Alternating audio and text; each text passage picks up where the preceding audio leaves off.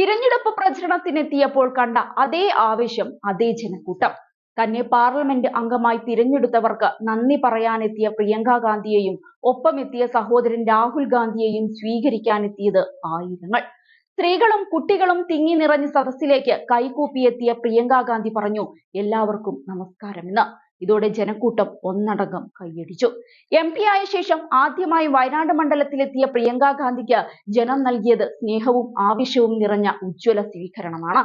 ഒരു നോക്കു കാണാനായി എത്തിയ ആയിരങ്ങൾക്കിടയിലേക്ക് ഉച്ചയ്ക്ക് 1:15 രാഹുലും പ്രിയങ്കയും കടന്നു വന്നപ്പോൾ ജനങ്ങളുടെ ആവേശം അണപൊട്ടി.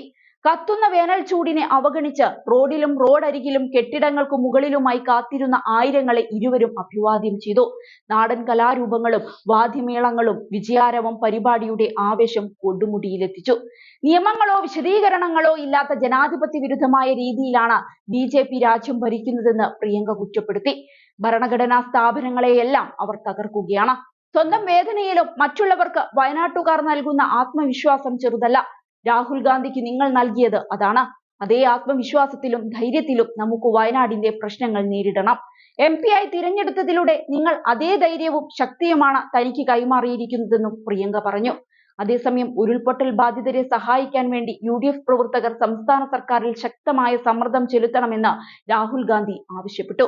മുണ്ടക്കൈ ചൂരൽമല ദുരന്ത ബാധിതർക്ക് ആദരാഞ്ജലി അർപ്പിച്ച് പ്രസംഗം തുടങ്ങിയ അദ്ദേഹം ദുരന്തത്തിൽ കുടുംബാംഗങ്ങളും സ്വത്തുക്കളും മറ്റും നഷ്ടപ്പെട്ടവർക്ക് ഐക്യദാർഢ്യവും പ്രഖ്യാപിച്ചു. നമ്മൾ സ്നേഹത്തെക്കുറിച്ചും ഇഷ്ടങ്ങളെക്കുറിച്ചും വികാരങ്ങളെക്കുറിച്ചും സംസാരിക്കുമ്പോൾ BJP പ്രതിനിധീകരിക്കുന്ന രാഷ്ട്രീയം വെറുപ്പിനെക്കുറിച്ചും വിദ്വേഷത്തെക്കുറിച്ചും വർഗീയതയെക്കുറിച്ചുമാണ് സംസാരിക്കുന്നത്. നമ്മൾ വിനയത്തെക്കുറിച്ച് സംസാരിക്കുമ്പോൾ അവർ അഹങ്കാരത്തോടെയാണ് ജനങ്ങളുമായി ഇടപെടുന്നത്.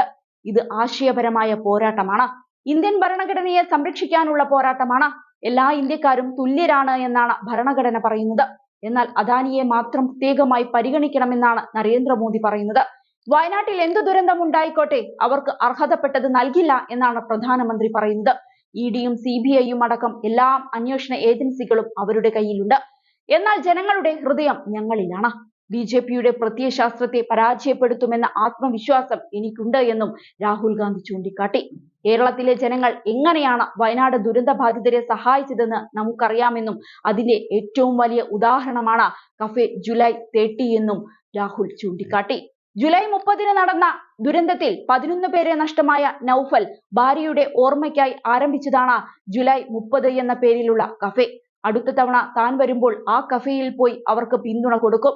അതുവഴി പോകുമ്പോൾ നിങ്ങൾ ഓരോരുത്തരും അവിടെ കയറണമെന്നും അവിടെ പോയി ഒരു കാപ്പി കുടിക്കുന്നത് അവർക്ക് ആത്മവിശ്വാസവും ശക്തിയും പകരുമെന്നും രാഹുൽ ഓർമ്മിപ്പിച്ചു. UDF നിയോജക മണ്ഡലം കമ്മിറ്റി സംഘടിപ്പിച്ച സ്വീകരണ ചടങ്ങിൽ DCC പ്രസിഡന്റ് K പ്രവീൺകുമാർ അധ്യക്ഷത വഹിച്ചു. AICC general secretary KC Venugopal MP, പ്രതിപക്ഷ നേതാവ് VD സതീശൻ, മുൻ KPCC president K Muraleedharan, AP Anilkumar MLA, T Siddique MLA, CP ചെറിയ മുഹമ്മദ് തുടങ്ങിയ പ്രമുഖർ പ്രസംഗിച്ചു. അതേസമയം 2024 രാഹുൽ ഗാന്ധിക്ക് ലഭിച്ച ഭൂരിപക്ഷം മറികടന്നാണ് പ്രിയങ്കയുടെ ഇത്തവണത്തെ മിന്നും വിജയം. ലോക്സഭാ തിരഞ്ഞെടുപ്പിൽ രാഹുൽ ഗാന്ധി വയനാട്ടിലും റായ്ബറേലിയിലും വിജയിക്കുകയും റായ്ബറേലി നിലനിർത്താൻ തീരുമാനിക്കുകയും ചെയ്തതോടെയാണ് വയനാട്ടിൽ ഉപതിരഞ്ഞെടുപ്പിന് കളമൊരുങ്ങിയത്. കഴിഞ്ഞ തിരഞ്ഞെടുപ്പിൽ രാഹുൽ ഗാന്ധിക്ക് 3.65 ലക്ഷം വോട്ടുകളുടെ ഭൂരിപക്ഷമാണ് ലഭിച്ചിരുന്നത്. പോളിംഗിൽ ഇടിവുണ്ടായിരുന്നുവെങ്കിൽ 5 ലക്ഷത്തിലേക്ക് പ്രിയങ്കയുടെ ഭൂരിപക്ഷം കടക്കുമായിരുന്നു. ഈ വർഷം ഏപ്രിലിൽ നടന്ന ലോക്സഭാ തിരഞ്ഞെടുപ്പിൽ 74% പോളിംഗ്. എന്നാൽ ഉപതിരഞ്ഞെടുപ്പിൽ ഇത് 65% ഇടിഞ്ഞിരുന്നു. 2019 പൊതു തിരഞ്ഞെടുപ്പിൽ മണ്ഡലത്തിൽ 80%-ലധികം പോളിംഗ് രേഖപ്പെടുത്തിയിരുന്നു. അന്ന് 4.31 ലക്ഷത്തിലധികം വോട്ടിന്റെ ഭൂരിപക്ഷം രാഹുലിന് ലഭിച്ചിരുന്നു. 2019 മണ്ഡലം പിടിക്കാമെന്ന കണക്കുകൂട്ടലിലായിരുന്നു LDF. എന്നാൽ എല്ലാ കണക്കുകൂട്ടലും തെറ്റിച്ചുകൊണ്ടാണ് രാഹുൽ വയനാട്ടിലേക്ക് എത്തുന്നത്. സംസ്ഥാനത്തെ തന്നെ റെക്കോർഡ് ഭൂരിപക്ഷം നൽകിയാണ് രാഹുലിനെ വയനാട്ടിലെ വോട്ടർമാർ എതിരേറ്റത്. ഇന്ന് പ്രിയങ്കയെയും വയനാട്ടുകാർ ഏറ്റെടുത്തിരിക്കുകയാണ്.